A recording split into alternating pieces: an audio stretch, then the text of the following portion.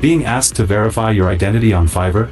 This is a normal security process that helps build trust. I'll walk you through what to expect. Welcome back to Guide with Samuel. Identity verification is required for certain seller levels and sometimes randomly for security. You'll need a government-issued ID like a passport or driver's license.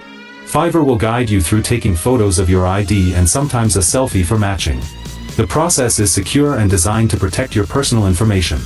A crucial pro tip: ensure good lighting and a clear image. The most common reason for verification failure is a blurry or poorly lit photo. Take your photos in a well-lit room with a plain background to ensure quick approval. And just like that, you can complete verification smoothly and unlock more features. Verifying your identity shows clients you're a legitimate business. How long did your Fiverr verification take? For your final question, subscribe for our next video on how to fix Fiverr earnings display errors. Thanks for watching.